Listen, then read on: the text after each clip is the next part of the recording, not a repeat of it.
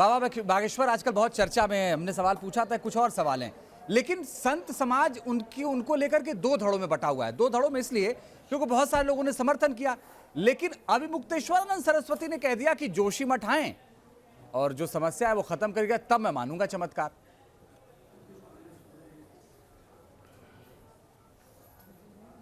देखिए, वो हमारे पूज्य शंकराचार्य जी हमारे सबके प्रधानमंत्री जी हैं, उस बड़े पद पर हैं, इसलिए उन पर कोई टीका टिप्पणी ना हो तो ज़्यादा अच्छा। उनको तो हम प्रणाम करते हैं और सभी संतों को प्रणाम करते हैं। संतों ने जो कहा, देखिए संत हमें डांट भी देना तो संत की कृपा होती है, इसलिए हमें उनको गलत वे पर नहीं ले जाना चाहिए। उन्होंने ऐसा कह दिया, अरे संत हमें थप्पड़ भी मार दें तो इसमें क्या बुराई है, हम बच्चे हैं और संत जो कह दें सो कह दें। वो बड़े हैं, विद्वान हैं, धर्म की मूर्ति हैं, प्रणाम करते हैं उनको। नहीं, लेकिन दो धड़ों में बट गया संत समाज, ऐसा क्यों हुआ?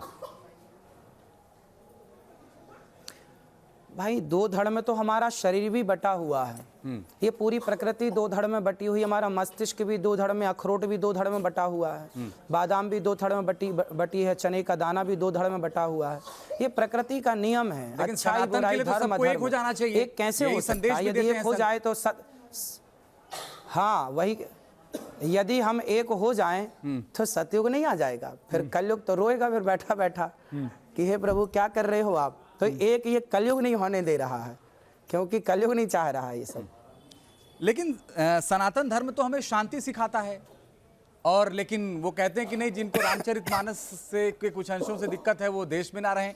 कुछ लोग कहते हैं भाई पाकिस्तान चले जाएं।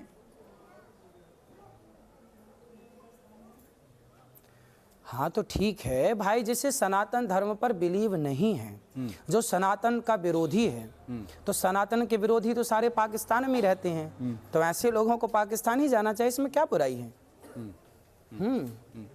लेकिन संविधान तो कुछ और है। संविधान तो ये कहता है कि भाई बोलने की आज़ादी है।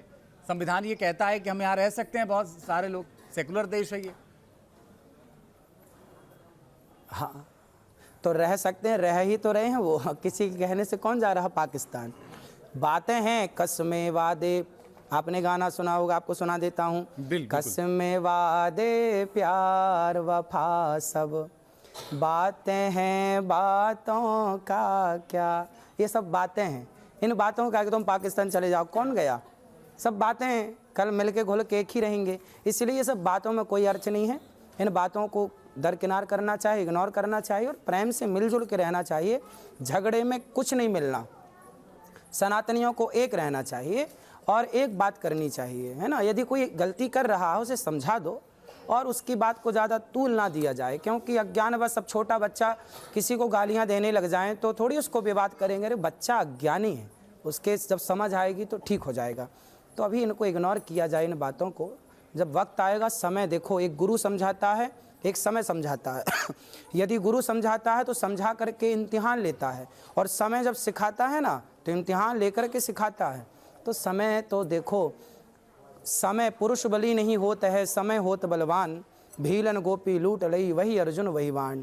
समय ने सबको मिट्टी में मिला दिया साहब। समय का इंतज़ार कीजिए और सबको बोलने दीजिए, है ना। और सनातन धर्म तो अखंड था, अखंड है, अखंड रहेगा ना। हम थे जब हम नहीं थे तब भी सनातन था, हम हैं तो भी है, हम नहीं रहेंगे तो भी ये संस्कृति जिंदा रहेगी। ऐसे किसी के बोलने से क्या होता है, पर फिर भी ऐसा नहीं बोलना चाहिए। अखंड का आपने जिक्र किया तो मैं पूछ ही लेता हूँ आपसे। तमाम सारे संत कहते हैं, बुलडोजर की बात करते हैं, हथियार रखने की बात करते हैं, और सपना अखंड भारत का है। तो ये दोनों चीजें एक साथ कैसे चलेंगी?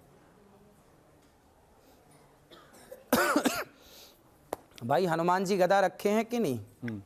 दुर्गा मैया तलवार रखी हैं कि नहीं? भगवान राम ने धनुष बाण ले रखा है कि नहीं? भगवान श्री कृष्ण ने सुदर्शन ले रखा है कि नहीं? फिर हमारे भगवान यही तो कहते हैं कि धर्म की रक्षा करो, साम दाम दंड भेद। पहले समझाओ प्यार से, बेटा मान जा, सही रास्ते पर चल।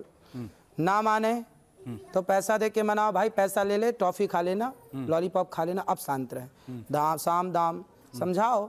नहीं माने तो फिर बातों से नहीं माने तो फिर थोड़ी बहुत देखो, ज़्यादा क्षमा भी नहीं करना चाहिए। हमारे देश में एक राजा हुए हैं पृथ्वीराज चौहान, मोहम्मद गौरी को कितनी बार क्षमा किया, भाई क्षमा करने, देखो हमारी क्षमा करने का ना लोग दुरुपयोग करते हैं, गलत फ़ायदा।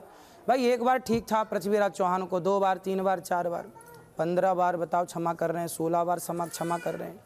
और क्षमा करने का परिणाम क्या हुआ, उसने धोखे से पकड़ लिया, वो साथ दे दिया उनके ससुर जी ने और जयचंद ने, और देखिए ले जाके आंखें फोड़ दी।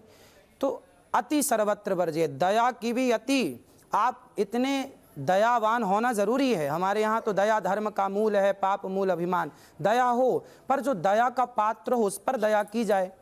विभीषण पर राम जी ने दया की और रावण पे धनुष तान दिया, तो रावण दया का पात्र नहीं था, सबने समझाया, हनुमान जी ने, अंगद जी ने, मंदोदरी ने, माल्यवंत ने, सबने कोई की नहीं समझता, नहीं सुनता, तो दिया धनुष, सब क्या करेंगे। तो जो कोई प्यार से समझ ले भैया, नहीं समझ रहा तो फिर अंत में तो तलवार उठानी पड़ेगी। अब जैसे समझे तू वैसे ही राम जी ने धनुष उठाया। तो राम जी हमारे तो यही कह रहे हैं कि भाई पहले प्यार से समझाओ, और नहीं माने तब अंत में फिर बहुत भगवान शांति दूत बन के गए थे दुर्योधन के पास, समझ जा, महाभारत के चक्कर में ना पड़, नहीं माना, बाद में सर्वनाश हो गया कौरवों का। तो पहले समझाया ही जाता है, हमारी संस्कृति कहती है हमारे भगवान समझाए। अब फिर अंत में क्या करें, अंत में फिर रौद्र रूप, महाकाली रूप लेना ही पड़ता है, अष्टभुजाधारी मैया को आना ही पड़ेगा। चक्र उठाना बांसुरी से जब तक काम नहीं चला ना, जब बांसुरी से जब तक काम चला, भगवान ने बांसुरी से काम चलाया, पर जब लगा कि अब सुदर्शन की ज़रूरत है, सुदर्शन उठाया। भाई जहाँ जिसकी ज़रूरत है वहाँ वो उठाना ज़रूरी है। प्यार मोहब्बत भी ज़रूरी है, पर आत्मरक्षा के लिए, देश रक्षा के लिए हमारे देवी देवता सब अस्त्र शस्त्र लेकर बैठे हैं। तो ज़रूरत है वहाँ, जहाँ ज़रूरत है वहाँ उठाइए, जहाँ ज़रूरत नहीं है गले लग के काम कीजिए।